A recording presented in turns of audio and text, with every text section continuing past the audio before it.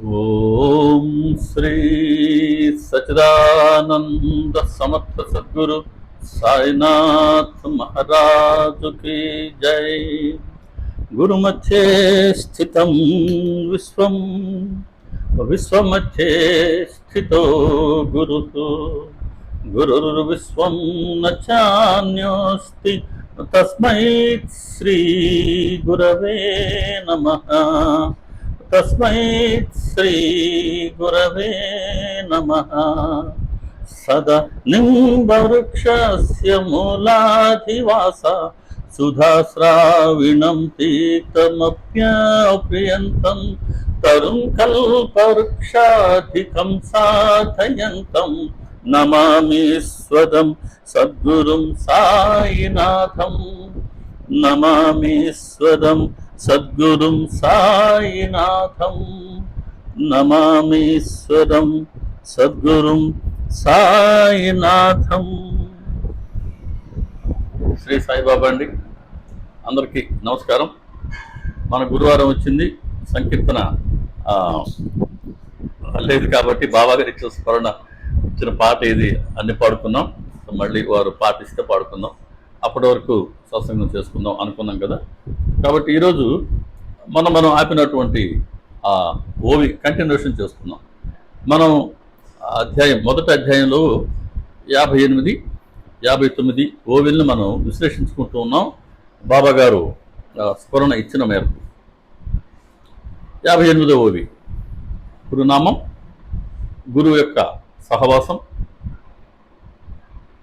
గురుకృప, గురు చరణ పాయసం, గురు మంత్రం మరియు గురుగృహ నివాసం.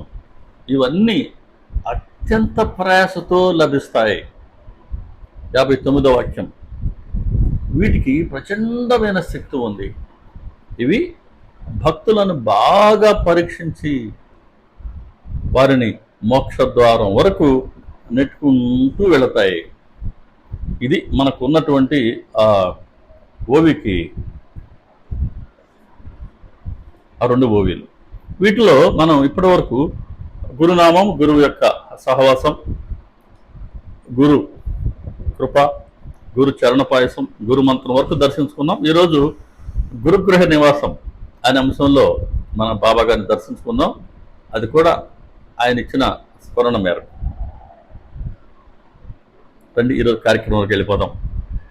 సో గురు గృహ నివాసం అసలు ఒక్కసారి ఊహించండి. ఒక మంచి గురువు లభించడమే అత్యంత అరుదుగానో కష్టంగానో ఉన్నటువంటి నేపథ్యంలో గురువు లభించడమే కాకుండా ఆ గురువు యొక్క గృహంలో మనం వెళ్ళి నివాసం ఉండగలగటం, అంటే వారితో కలిసి జీవించగలగటం ఎంత భాగ్యం అనాలి. దొరుకుతుందా ఇటువంటి అవకాశం ఎన్ని జన్మలకైనా కూడా? కానీ అదృష్టం ఏంటంటే సాయి భక్తులకు మాత్రమే ఇది సుసాధ్యం. బాబా గారి అప్పటి భక్తులు మాసపతి గారి దగ్గర నుంచి దీక్షిత్ గారు అనండి, రాధాకృష్ణమాయ అనండి, చందర్కర్ అనండి, దాసగణ గారు అనండి, మేఘశ్యాముడు, నిమోన్కర్, నోల్కర్, ఇలా చెప్పుకుంటూ వస్తే నిన్న మొన్నటి బివి నరసింహస్వామి గారు, ఇక్కడాల భరద్వాజ మాస్టర్ గారు, ఆలూరు గోపాలరావు గారు, వీళ్ళందరి వరకు కూడా వారికి గురువు అంటే సాయి భక్తులకి మనకు కూడా గురువు మనం వెతుక్కోల, మనం కోరుకోల గురువు కావాలని. కానీ ఏ రుణానుబంధమో, ఎంత ప్రేమో, ఎంత దయో, ఎంత కరుణో, గురువే మనల్ని తమ సన్నిధికి రప్పించుకున్నారు, తమ గురించి తెలియచేస్తున్నారు, తమ పట్ల నమ్మకాన్ని కలిగించారు, విశ్వాసాన్ని కుదిరిస్తున్నారు, భక్తి శ్రద్ధలను వారే ఇస్తున్నారు. క్రమంగా ప్రేమగా మన మనసునైనా గెలుచుకుని మనల్ని తమ వారిగా చేసుకుంటున్నారు. ఎంత దయ, ఎంత కరుణ, ఎంత ప్రేమ ఉంటే ఇది సాధ్యమవుతుంది. ఏ రుణానుబంధమో, ఏ జన్మలో, ఏ సమయంలో, ఎక్కడో వారికి మనం ఒక్క నమస్కారం చేసుకొని ఉంటాం. మనం మర్చిపోయాం, కానీ ఆయన ఎప్పటికీ మర్చిపోరు. అందుకనే వదిలివేస్తే వీళ్ళు ఏమవుతారో అని మన కోసం ఆలోచిస్తూ, మన కోసం చింతన చేస్తూ, మన కోసం చింతిస్తూ ఆయన ఆ సమయం వచ్చినప్పుడు సరిగ్గా పట్టుకొని ఎలాగలా ఏదో ఒక మిషతో వచ్చి ఆయన వద్దకు రప్పించుకొని ఆయన ముందు కూర్చోబెట్టుకొని క్రమక్రమంగా మన మనసును ఆయన గెలుచుకుంటూ ఉన్నారు.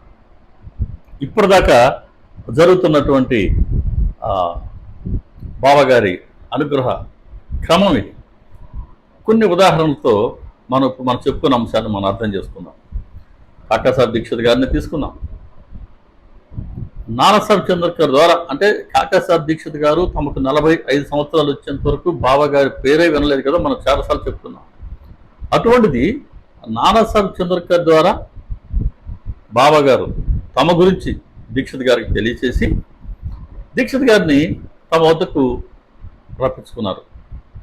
ఆ రప్పించుకున్న రోజు కూడా అహ్మద్నగర్లో మిర్కర్ గారి ఇంట్లో, కాకాసాహెబ్ మిర్కర్ గారి ఇంట్లో దీక్షిత్ ఉండిపోయి షిరిడికి ఎలా వెళ్ళాలా, ఎంత త్వరగా వెళ్ళాలా, వెళ్ళి బాబా గారిని దర్శించుకోవాలా, వెళ్ళి వారి చరణాలపై శిరస్సు ఉంచాలా అనే తపన పడుతూ ఉంటే శ్యామాని పంపించి అహ్మద్నగర్కి బాబా గారే తమ వద్దకు రప్పించుకుని దీక్షిత్తో చెప్పారు, కాకా నీవే కాదు, నేను కూడా నీకోసం ఎదురు చూసి నీకోసం నేను శ్యామాను పంపాను. అంటే శిష్యుడు ఎంత తపన పడుతూ ఉన్నాడో గురువుని త్వరగా దర్శించుకోవాలని, అంతకన్నా ఎక్కువ తపన పడుతున్నారు గురువు ఒక మంచి శిష్యుడిని తమ వద్దకు రప్పించుకుని, లేదా మంచి భక్తుడిని తమ వద్దకు రప్పించుకుని సత్శిష్యుడిగా అతన్ని రూపుదిద్దుకోవాలని, అతడికి శ్రేయస్సును కలిగించాలని, మనకు శ్రేయస్సును కలిగించాలని, మనం బాగుపడాలని ఆయన ఎంత తపన పడతారో. నిస్వార్థమైన ప్రేమ బాబాగారి. పరోపకారానికి ఒక ప్రత్యక్ష రూపం వారు. మూర్తి భవించిన ప్రత్యోపకారం, మూర్తి భవించిన పరోపకారానికి ఆయన సాక్షాత్తు మూర్తి. ఇటువంటి బాబాగారిని మరొకసారి ఆశ్రయించిన తర్వాత దీక్షిత్ గారు విడిచిపెట్టారా? ఎవరు విడిచిపెట్టారు ఇంకెటువంటి దయామూర్తిని, ప్రేమమూర్తిని?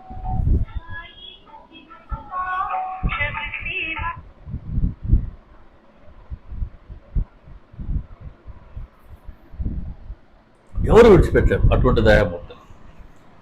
కాకాసాహెబ్ దీక్షిత్ గారిని తమ వద్దకు రప్పించుకున్నారు. మెల్లగా అతడిలో విశ్వాసాన్ని కలిగించారు. తాము చెప్పినట్లు ఆచరించే దిశగా మలుచుకున్నారు.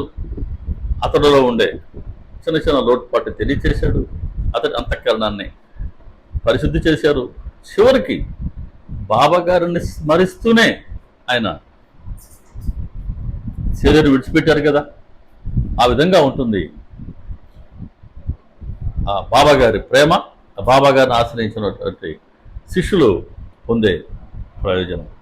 అలా దీక్షిత్ గారిని బాబాగారే తమకు రప్పించుకున్నారు. చివరికి ఆయన కోసం విమానాన్ని పంపి, అంటే సునాయాస మరణం, అది కూడా గురువుని స్మరించుకుంటూ, గురు స్మరణలో ఉంటూ, గురువు గురించి చెప్పుకుంటూ ఆయన ఎంతో అనాయాస మరణాన్ని పొందారు. అలా దీక్షిత్ గారి చరిత్ర మనకు చెప్తుంది. రాధాకృష్ణమాయ్ ఇంకొక ఉదాహరణ. రాధాకృష్ణమాయను కూడా, అంటే దీక్షిత్ గారికి ఎన్ని రోజులు మరి ఆయన వారి వద్దకు వచ్చినప్పటి నుంచి షిరిడిలోనే ఉంచుకున్నారు.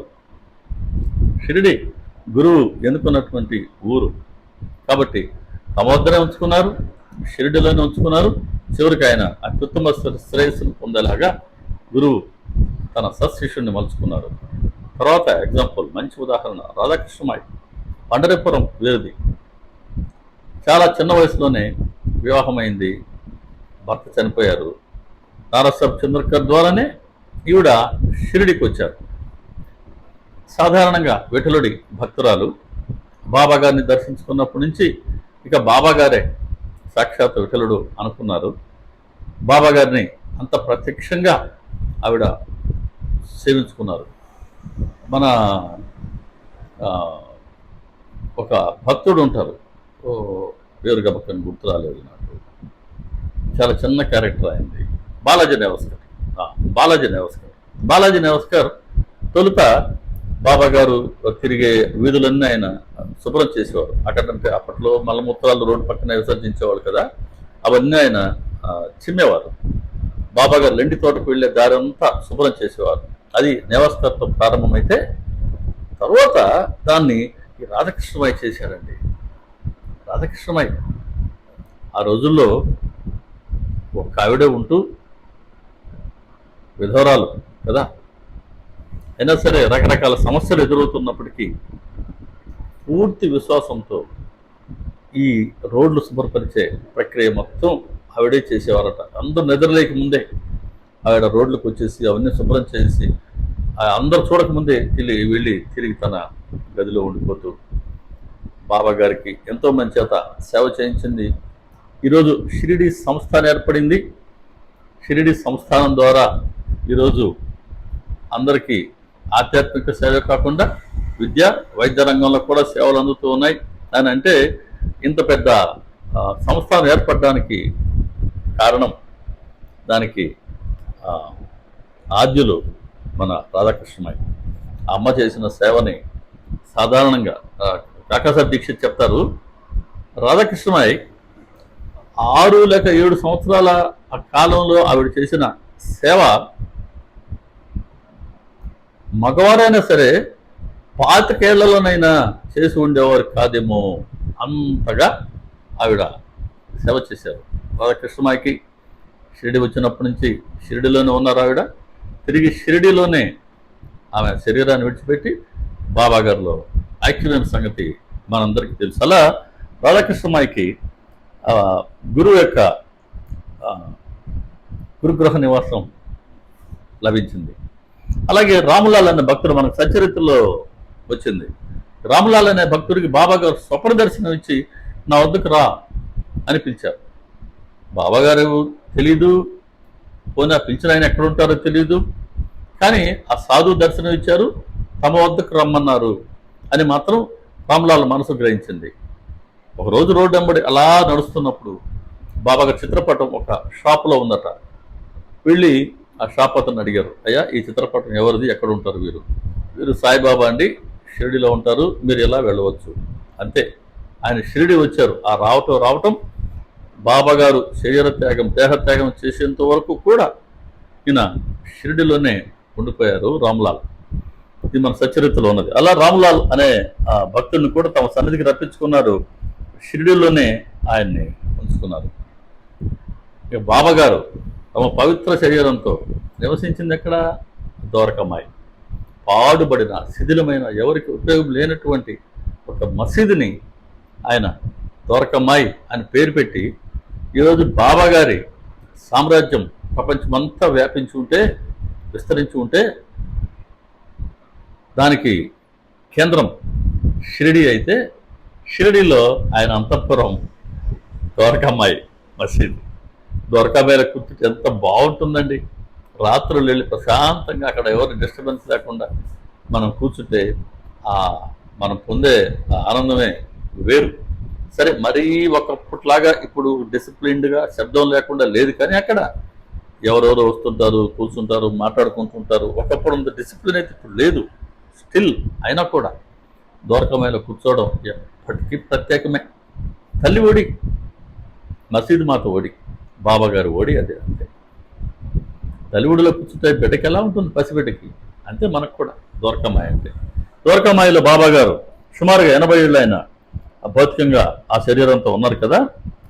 అటువంటప్పుడు వారితో కలిసి కూర్చున్న భక్తులకు, వారితో నవ్వుకుంటూ మాట్లాడిన భక్తులకు, ఆయన ఆగ్రహాన్ని చూపించిన ఎవరిపైన ప్రదర్శించారో ఆ భక్తులకి, ఆయన బోధనని శ్రద్ధగా విన్న భక్తులకు, ఆయనతో కలిసి కూర్చొని భోంచేసిన భక్తులకు, ఇంకా 12 ఏళ్ల పాటుగా బాబా గారితో పాటుగా ద్వారకమాయిలో శయనించినటువంటి తాత్య పాటిల్ భాగ్యాన్ని, తాత్య పాటిల్ బాయిజాబాయి గారి అబ్బాయి, బాబా గారు బాయిజాబాయి గారినేమో మా సోదరు అన్నారు కాబట్టి తాత్య పాటిల్ వారికి మేనలు లెక్క. కాబట్టి మామా మామా అంటూ తాత్య పాటిల్ వచ్చేవారు, తాత్య పాటిల్తో బాబా గారు ఆడుకునేవారు. ఈ తాత్య పాటిల్ 12 ఏళ్ల పాటుగా బాబా గారితో ద్వారకమాయిలో శయనించినటువంటి భాగ్యవంతుడు. వీరందరూ ఒక ఎత్తు అయితేనండి. మాల్సపతి దాదాపు 60 ఏళ్ల పాటు బాబా గారు 80 ఏళ్ల పాటు 60 సంవత్సరాలు మొత్తం 80 ఏళ్ళు కదా వారు శరీరంతో ఉన్నారని లెక్క. సో 60 ఏళ్ల పాటు ఆయన షిరిడీలో ఉన్నప్పుడు బాబా గారిని అత్యంత దగ్గరగా ప్రత్యక్షంగా ఎంతో భక్తి శ్రద్ధలతో సేవించుకొని ఈ 60 ఏళ్ల పాటు కూడా ద్వారకామాయిలో బాబా గారి రోజు మార్చి రోజు ఆయన ద్వారకామాయిలో శయనిస్తే వారితో పాటుగా శయనించిన భాగ్యవంతుడు మాల్సపతి. అసలు మాల్సపతి కోసమే భగవంతుడు బాబా గారి శరీరంతో అవతరించినప్పుడు మరి ఆ శరీరం ఏదో ఒక ఊర్లో ఉండాలి కదా. షిరిడి ఎన్నుకునిందే భక్త మాల్స కోసం అని అనిపిస్తుంది, సబ్జెక్టివ్ కరెక్షన్. అటువంటి మాల్సపతి ఎంత భాగ్యవంతుడు. వీళ్ళందరికీ ద్వారకామాయిలో బాబా గారితో కలిసి నివసించి కూర్చొనే అవకాశం లభించింది. చిన్న భాగ్యం కాదు. వీళ్ళందరి భాగ్యాన్ని మనం వర్ణించడం సాధ్యమా? ఇక వీరికి మాత్రమే కాకుండా ద్వారకామాయిలో బాబా గారి చిలుము ఉండేది. చిలుము తాగేవారు కదా బాబా, చిలుము ఉండేది. తులసి బృందావనం ఉంది, ధుని ఉంది, తిరగలి ఉంది, బాబా గారు కూర్చునే నల్ల రాయి ఉంది. ఇవన్నీ ద్వారకామాయిలో నిత్యం మనం చూస్తుంటాం కదా. వెళ్ళినప్పుడల్లా మనం వాటిని తాకే ప్రయత్నం చేస్తుంటాం. బాబా గారి ఆ నల్లరాయి ఉంది, బాబా గారి ఆశ్రమం ఒకప్పుడు బాగా ఓపెన్గా ఉండేది అది. సో రాత్రులంతా ద్వారకామాయిలో కూర్చున్నప్పుడు వెళ్ళి బాబా గారి పాదుకుల మధ్యలో శిరస్సు పెట్టేసి ఆ రాయిని ప్రేమగా నివరుకుంటూ ఉండేవాళ్ళం. బాబా గారు ఎక్కడ కూర్చున్నారు, ఇదిగో బాబా గారు ఎక్కడ కూర్చున్నారు, బాబా గారు ఎక్కడ కూర్చున్నారు, బాబా గారి కాలు ఎక్కడ ఉండేది, బాబా గారి కుడి పాదం ఆయన ఎడమ తొడ మీద పెడతారు కదా, ఇక్కడ కూర్చునేవారు కదా అని ఊహించుకుంటూ ఆ రాయినే ఎంతో ప్రేమగా నిమురుకుంటూ ప్రేమగా కూర్చునేవాళ్ళం. రాను రాను దానికి ఏదో బాక్స్ పెట్టేశారు వాళ్ళు, దానికి ఒక అద్దం పెట్టేశారు. ఇప్పుడు ఆ మార్నింగ్ కాడార్తి ముందు బాబా గారికి బొట్లు పెట్టేటప్పుడు దాన్ని కాస్త తీస్తారు. కాస్త తెలిసిన వాళ్ళు వెళ్ళి అక్కడ దగ్గరగా ఉండి వాళ్ళ తీగానే అట్లా జస్ట్ ఒకసారి అట్లా టచ్ చేసి అబ్బా టచ్ చేసామని మనం ఆనందపడుతుంటాం. నల్లరాయి ఇవన్నీ మనం షిరిడీలో చూస్తాం. తులసి బృందావనం ఉంది కదా, తిరగలు ఉంది కదా, బాబా గారి చిలుము, బాబా గారు అప్పుడు అప్పట్లో వాడినటువంటి మ్యూజియంలో ఉన్నాయనుకోండి. ఆ మట్టి పాత్రలు, మంచినీరు త్రాగినటువంటి పాత్రలు అనండి, కొలంబా అనండి, వీటన్నిటికీ ఆహా ఎంతటి పుణ్యమో ఎంతటి భాగ్యమో. ఆచరణలైనప్పటికీ ద్వారకామాయిలో సాక్షాత్తు పరమేశ్వరుడితో కలయిక ఏర్పడింది. చిలుం చాలా చిన్నది, పొగ త్రాగేందుకు బాబా గారు ఉపయోగించుకునేవారు. అంటే సాక్షాత్తు భగవంతుడు ఆ శరీరంతో అవతరిస్తే ఆయన చేతిలో పనిముట్టయింది. ఆయన పెదవిని రోజు చుంబించేది, రోజు ఆయన జేబులో ఉండేది చిలుము. మట్టితో తయారు చేయబడిందే కదా. ఒకప్పుడు మట్టి గడ్డలుగా ఉండుంటుంది.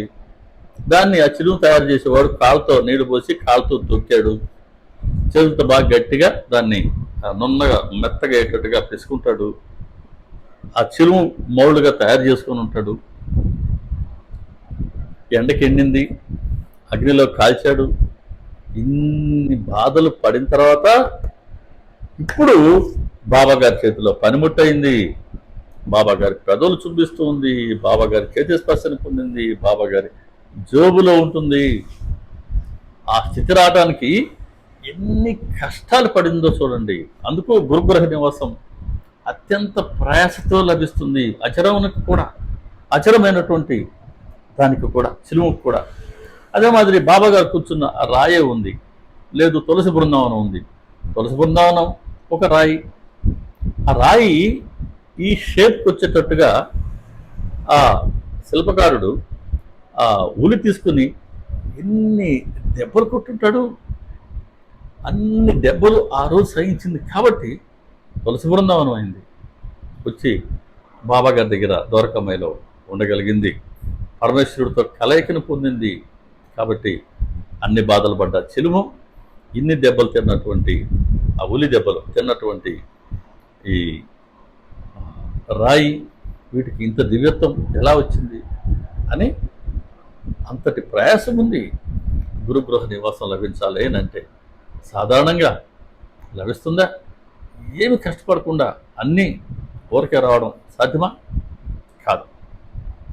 కాబట్టి వీటన్నిటికీ కూడా అప్పట్లో బాబాగారి గురుగృహ నివాసం దొరికింది. ఇప్పటికి కూడా మనం ఎంతో భక్తితో వీటన్నిటిని మనం దర్శించుకుంటూ ఉంటాం. అప్పటి భక్తుల చిత్రపటాలే కాకుండా మ్యూజియంలో ఉన్నటువంటి ఈ చిలుమనండి, షిరిడీలో మన మసీదులో ఉన్నటువంటి తులసి బృందం తాకుతుంటాం, అక్కడే తిరగలుంది, ఇవన్నీ మనం దర్శించుకుంటూ ఉంటాం. ఇంకా షిరిడీలో ఉండే వాళ్ళే కాకుండా అంటే దీక్షిత్ గారు కానీ, రాధాకృష్ణ నాయక్ కానీ, రామ్లాల్ కూడా షిరిడీ యాత్రలే. ఇదే మాదిరి ఇంకొంతమంది షిరిడీ యాత్ర భక్తులను కూడా బాబా గారు తమ సన్నిధికి రప్పించుకుని వాళ్ళని తమవారిగా చేసుకుని వాళ్ళకు కూడా గురుగృహ నివాసాన్ని అనుగ్రహించారు. ఉదాహరణ చూద్దాం.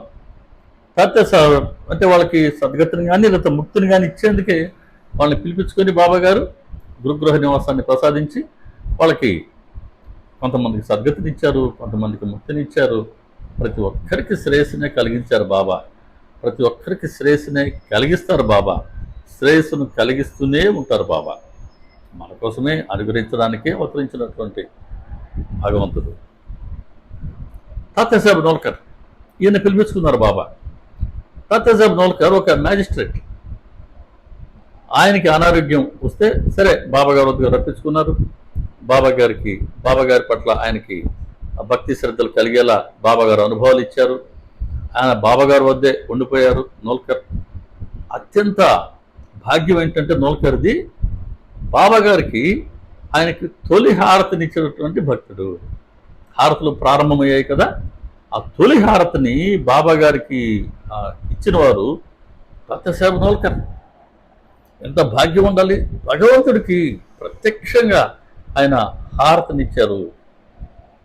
ఆ తాత్యాసాహెబ్ నోల్కర్ బాబా గారు శరీరంతో ఉన్నప్పుడే ఈయన శరీరం విడిచిపెడితే తాత్య మనకన్నా ముందు వెళ్ళిపోయాడు, ఇక తిరిగి రాడు.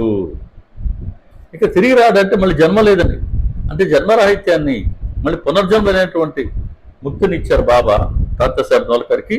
తమ మొదకు రప్పించుకొని గురుగృహ నివాసాన్ని ఆయనకు అనుగ్రహించి తమ సేవని అతనికి ఇచ్చి అతనికి పునర్జన్మ లేనటువంటి ముక్తిని ప్రసాదించారు. ఇక రెండో భక్తులు చూద్దాం. మేఘశ్యాముడు. మేఘశ్యాముడు బాబా గారి చేత వీడు నా నిజమైన భక్తుడు అని అనిపించుకున్నారు కదా. గుజరాతీ బ్రాహ్మడు, ఒక వంట బ్రాహ్మడు, శివాలయంలో పూజారిగా పనిచేస్తున్నాడు. ఈయన సాటే గారి దృష్టిలో పడ్డారు. సాటేకి సేవ చేస్తుండేవారు.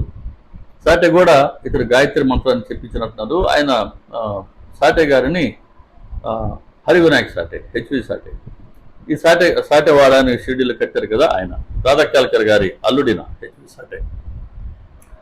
ఈ సాటే గారిని ఆయన గురువుగా భావించేవారు మేఘశ్యాముడు. సరే బాబా గారికి ఆయన నాకెందుకు సేవ చేసుకుంటున్నాడు, ఇంత భక్తి శ్రద్ధలతో వెళ్ళి బాబా గారి కనుక సేవ చేసుకుంటే ఇతడి జన్మ సార్థకం అవుతుంది కదా, జన్మ సఫలం అవుతుంది కదా అని నిస్వార్థంగా సాటే గారు మేఘశ్యాముడిని షిరిడీకి బాబా గారి దర్శనానికి పంపడం, బాబా గారు ముసల్మాన్ అని అనుకోవడం, కానీ బాబా గారు ఇచ్చినటువంటి అనుభవం, బాబా గారి ప్రేమను, వీటన్నిటిని గమనించి మేఘశ్యాముడు ఎంతటి భక్తుడైపోయాడంటే, సహజంగా ఈశ్వరుడి భక్తుడైనటువంటి మేఘశ్యాముడు బాబా గారిని దర్శించుకున్నాక ఇంకా సాయే ఆయనకి ప్రత్యక్ష శంకరుడు. అంతే, సాయి శంకర్, సాయి శంకర్, సాయి శంకర్ అని నిరంతరం నామాన్ని స్మరిస్తూ ఉండేవారు. ఇతడి భాగ్యం ఏంటంటే నోల్కర్ గారి తర్వాత మేఘశ్యాముడు బాబా గారికి హారతి సేవ చేసేవారు. అటువంటి భాగ్యాన్ని పొందారు. ఎంత అనుభవం, ఎంత భాగ్యం అండి, ఎంత అనుగ్రహం అండి. సాక్షాత్తు భగవంతుడు అవతరించినప్పుడు ఇప్పుడు మనం మందిరాల్లోనో లేకపోతే మనల్లోనో బాబా గారికి హారతిస్తే ఎంతో ఆనందంగా ఉంటుంది. ఆయన మూర్తి ముందు, ఆ చిత్రపటం ముందు నిలబడి చేస్తుంటే, ఇక సాక్షాత్తు సశరీరంతో ఉన్నప్పుడు భగవంతుడు వారికి హారతలు ఇచ్చారే, ఏం భాగ్యం అండి వాళ్ళకి, మనం వర్ణించలేం. వాళ్ళ పేరు చెప్పుకొని మనం ఆనందంగా వాళ్ళకి మనం పాద నమస్కారం చేసుకోవాలి, ఆ భక్తులకు కూడా. మేఘశ్యాముడు అలా బాబా గారికి హారతలు ఇచ్చేవారు. మేఘశ్యాముడు ఆయన కాలం చేసినప్పుడు మేఘశ్యాముడి పార్థివ శరీరాన్ని ఉత్తరకి అదే అంత్య దాన సంస్కారాల కోసం శ్మశానానికి తీసుకెళ్తే బాబా గారు కూడా వెళ్ళి చివరిసారిగా చితిపై పరుండబెట్టినటువంటి ఆ పార్థివ శరీరాన్ని ఆయన ప్రేమగా నిమిరి పూలతో కప్పి ఆ చిత్తి మండుతున్నప్పుడు ఇక వెళ్ళు అని హారతిలో బాబా గారు 2 చేతులతో ఇలా హారతి ఇచ్చారట 3 సార్లు. అంటే ఇన్ని రోజులు నాకు హారతినిచ్చావు కదా, ఇదిగో నేను కూడా నీకు హారతినిస్తున్నా, ఇక నువ్వు తిరిగి రావు, నీకు కూడా పునర్జన్మ లేదు అని పునర్జన్మ లేనటువంటి ముక్తిని మేఘశ్యాముడికి కూడా బాబా గారు అనుగ్రహించారు. షిరిడికి రప్పించుకున్నారు, షిరిడిలో ఉంచుకున్నారు, తమ సేవనిచ్చారు, ముక్తినిచ్చారు. ఏ జన్మలో రుణానుబంధమో తెలియదు. తర్వాత నానాసాహెబ్ నిమోన్కర్ మేఘశ్యాముడు చనిపోయినప్పుడు బాబా గారు ఒక సాధారణమైన వ్యక్తిలాగా పెద్దగా రోధించారట. అంటే సాధారణ వ్యక్తులం, మనం అత్యంత దగ్గర వాళ్ళు, మనం గౌరవించే వాళ్ళు వెళ్ళిపోతే మనం ఎంత బాధపడతామో, అట్లా ఒక నిజమైన భక్తుడు అలా వెళ్ళిపోతే సరే, అది వారి సంకల్పంతో వెళ్ళిపోతారు. అట్లా ఒక నిజమైన భక్తుడు అలా వెళ్ళిపోతే గురువు కూడా అంతటి బాధ ఉంటుంది. అంటే గురువుకి ఒక శిష్యుడి పట్ల, నిజమైన భక్తుడి పట్ల ఎంత ప్రేమ ఉంటుందో మనం గ్రహించేందుకు బాబా గారు బహుశా అలా రోధించుంటారు. వీరి తర్వాత ఇంకొక ఉదాహరణ మనం చెప్పుకోవాల్సింది నానాసాహెబ్ నిమోన్కర్. నిమోన్ అనే ఊర్లో ఉండేవారు. ఈయన కూడా మ్యాజిస్ట్రేట్గా పనిచేశారు అక్కడ. సర్దార్ అనే బిరుదు కూడా ఆయనకి ఇచ్చినట్టుగా ఉన్నారు అప్పటి బ్రిటిష్ గవర్నమెంట్. ఆయన నిమోన్కర్ దంపతులు ఇద్దరు షిరిడికి విచ్చేశారు, షిరిడిలోనే ఉండిపోయారు. నిమోన్కర్ అయితే ఉదయం నుంచి సాయంత్రం వరకు బాబా గారు వద్దే ఉండి, బాబా గారు లెండికి వెళ్ళే సందర్భంలో కూడా బాబా గారిని లెండికి తీసుకెళ్ళడం, తిరిగి మళ్ళీ మసీదుకి తీసుకురావడం, ఈ సేవ నిమోన్కర్ చక్కగా చేసుకున్నారు. నిమోన్కర్ భార్య కూడా మసీదులో కూర్చొని అక్కడ అవసరమైన పనులన్నీ ఆవిడ కూడా చేస్తుండేవారు. వీళ్ళిద్దరూ పొద్దున్న నుంచి వేకువనే ఉదయాన్నే స్నానం చేసేసి వాళ్ళు హారతికి వెళ్ళిపోయేవాళ్ళు. తర్వాత అక్కడ విష్ణు సహస్రనామం లాంటి పారాయణ చేసుకుంటుండేవాళ్ళు. అక్కడ బాబా గారిని సేవించుకుంటుండేవాళ్ళు. సాయంత్రం వరకు బాబా గారి సేవలోనే ఉండేవారు.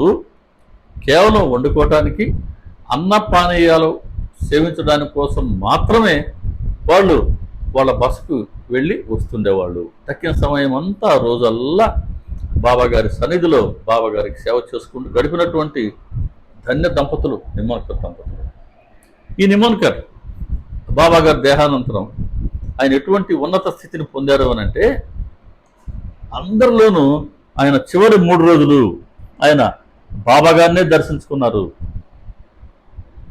బాబా గారి మార్గంలో అందరిలోనూ అన్నిటిలోనూ బాబా గారినే దర్శించుకోగలగటం అత్యుత్తమ స్థితి. ఎకరాల భరద్వాజ మాస్టర్ గారు ఆ స్థితిని పొందారని నేను విన్నాను పెద్దల ద్వారా. నిమోన్కర్ అటువంటి స్థితిని పొందారని మనకు సచరిత్ర తెలుపుతుంది. చివరి 3 రోజులు తన భార్యలో సహా అందరిలోనూ ఆయన బాబా గారినే దర్శించుకున్నారు. అంటే ఆధ్యాత్మికంగా అంతటి స్థితిని నిమోన్కర్ పొందారు. దానికి కారణం ఆయన పొందినటువంటి గురుగ్రహ నివాసం. ఇక గోపాలరావు బుట్టి, మన సమాజ మందిరం కట్టించారే బుట్టి గారు, గోపాలరావు బుట్టి. ఆయన నాగపూర్ కోటేశ్వరుడు కదా. ఆయన తాజుద్దీన్ బాబా గారిని దర్శించుకోవడానికి వెళ్తే తాజుద్దీన్ బాబా చెప్పారట, నీ గురువు నీ కోసం షిరిడీలో ఎదురు చూస్తూ ఉన్నాడు, నువ్వు వెంటనే షిరిడీకి వెళ్ళు అని అంటే ఆయన షిరిడీకి వచ్చారు. షిరిడీకి వచ్చిన తర్వాత బాబా గారి పట్ల శ్రద్ధా విశ్వాసాలు కలిగాయి, భక్తి కలిగింది. షిరిడీలోనే ఒక స్థలం కొనుక్కొని ఒక బంగ్లా కట్టుకుని ఉండిపోదాం అనుకున్నారు. ఆయనకి బాబా గారు స్వప్న దర్శనం ఇచ్చి, ఎట్లాగో బంగ్లాని కట్టాలనుకుంటున్నావు కదా, దాంతోపాటుగా మందిరాన్ని నిర్మించు అని చెప్పడం. అదే సమయంలో పక్కన నిద్రిస్తున్నటువంటి శ్యామకు కూడా ఒక మందిరాన్ని బంగ్లాతో పాటుగా నిర్మించు, అందులో నేనే ఉండి అందరి కోరికలను తీరుస్తుంటాను అని ఇద్దరికి ఒకే రకమైన స్వప్న సందేశం ఇచ్చి, ఉదయం వాళ్ళు దీక్షిత్ గారితో సహా, దీక్షిత్ గారు, బూటి గారు, శ్యామ వెళ్ళి ఇదిగో ఈ సమాధి మందిరం, భవనం, సమాధి మందిరం కాదు అప్పటికి, భవనాన్ని నిర్మించాలనుకున్నారు కదా ఆయన. సో భవనం ఇలా కడితే బాగుంటుందని ఒక సూచాయిగా, ఒక రూపురేఖలు ఇలా ఉంటే బాగుంటుంది అన్న ఆలోచనతో వెళ్ళి బాబా గారిని అడగటం, వారు అనుమతించటం. ఆ నిర్మాణం పూర్తి అయ్యేసరికి బాబా గారు తమ శరీరాన్ని త్యజించడం. చివరి మాట, నా శరీరాన్ని వాడాలో ఉంచండి అని బాబా గారు చెప్పడం. సరే, తర్జన భర్జన తర్వాత బాబా గారి సంకల్పానుసారం బాబా గారి పవిత్ర శరీరాన్ని బూటిగా నిర్మించినటువంటి ఆ భవనంలో సమాధి చేశారు. అదే నేడు మనం దర్శించుకుంటూ ఉన్న, ప్రేమగా దర్శించుకుంటూ ఉన్న సమాధి మందిరం. ఇది మనందరికీ తెలిసిందే.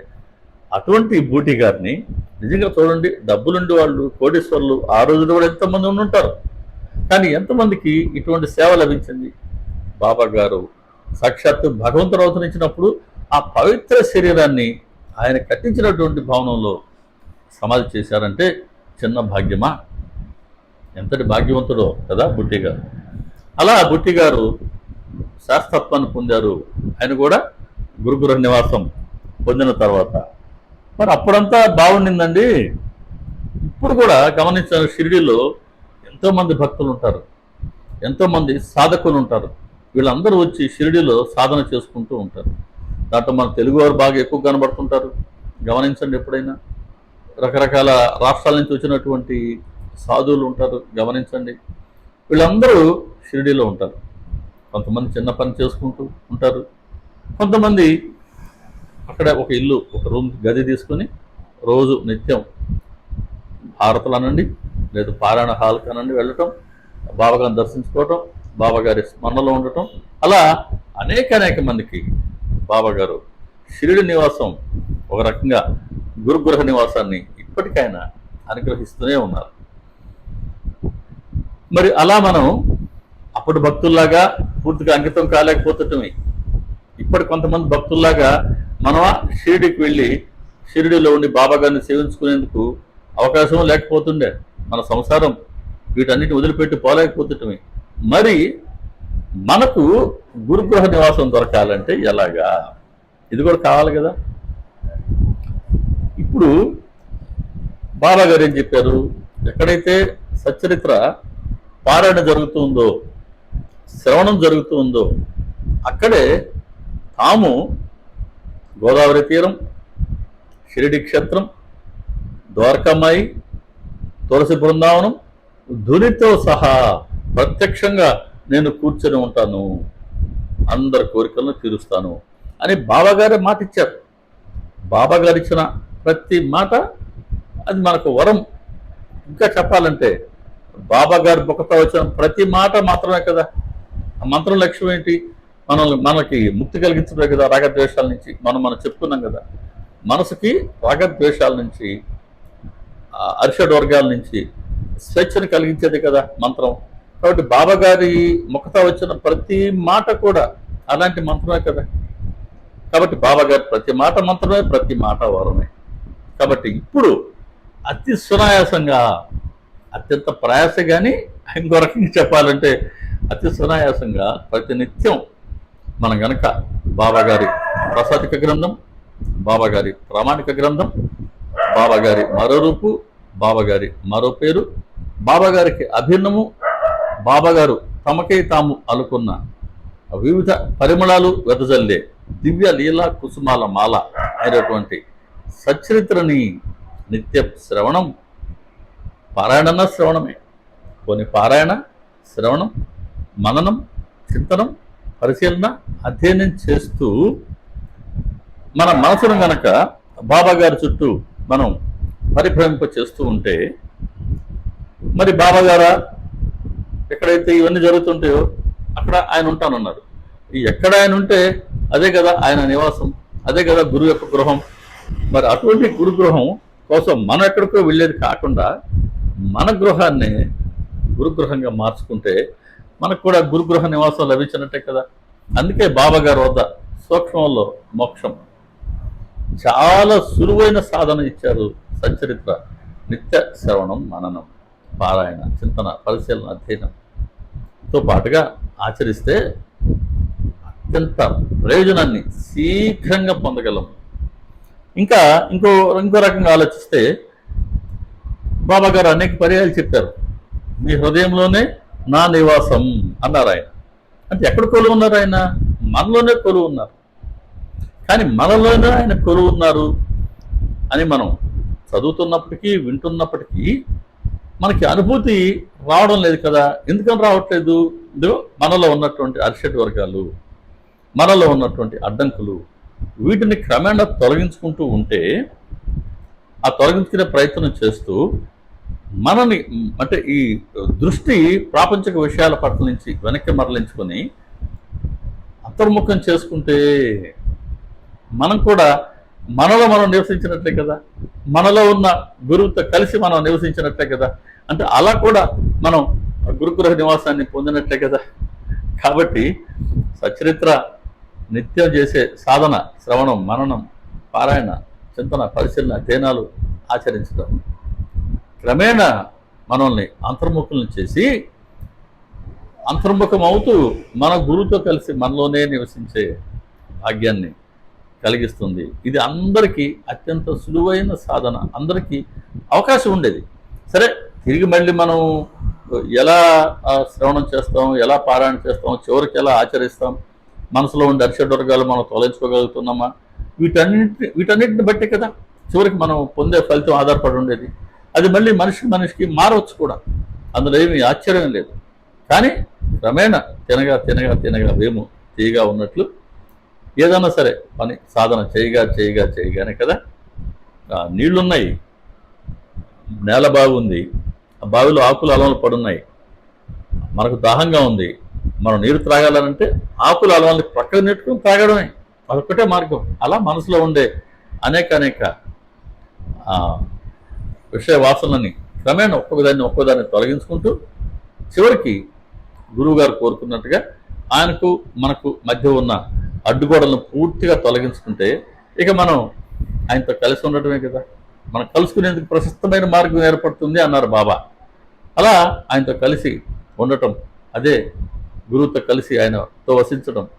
కాబట్టి గురువు ఎక్కడుంటే అదే ఆయన గృహం, మన హృదయమే గురువు యొక్క నివాసం.